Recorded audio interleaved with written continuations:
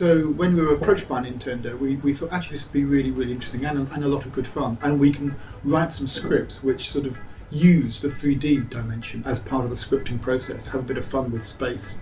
Our starting point has been we don't want the 3D to get in the way of telling a funny story, because that is essentially what people want out of Shaun the Sheep. They want a little funny story that is engaging and humorous and looks great.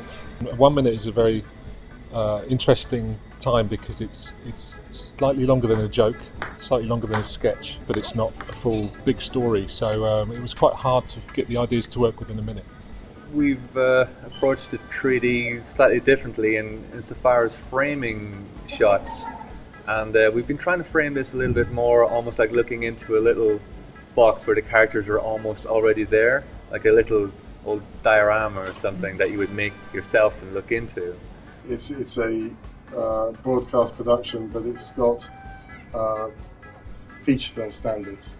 I schedule out the shooting week and as far in advance as I can do with the shot cards, and I produce a weekly picture schedule on Monday, which is a reference of the target for every unit for that week and tells all the crew on the floor the shooting order and what's happening.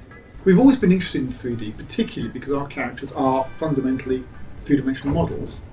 People kind of get that even on a 2D screen, but to see them in real 3D, where you can see how rotund they are, you can see the textures and the fur, just gives them literally an extra dimension and extra interest.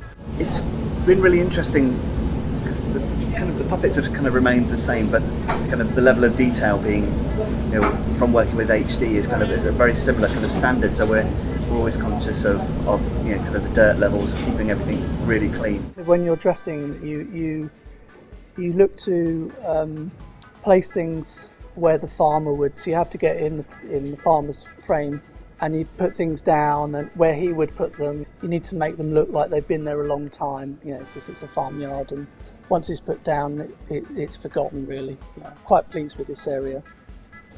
Shaun looks particularly good when it's in almost a puppet theatre style look. So you line right to the front, and then the characters are all staggered behind to give that puppet theatre look, which has worked quite well. And this is a really good example of kind of the bits and pieces that go to make up a puppet. And so the silicon's very good because it bends in a very nice way, very natural way, but doesn't deform when you actually move it, so you don't have to resculpt it all the time, which speeds up our animation. Whereas the clay on the head and sometimes on the hands just gives you a greater level of expression for your puppet. It shows Shaun and in a whole new light, so I was really excited to work on the project from the beginning.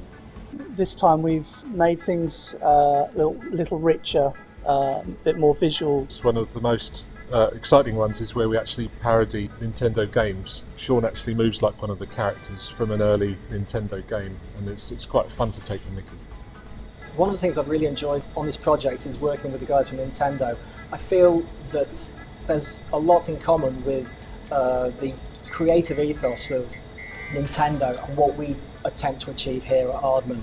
Attention to detail and humour.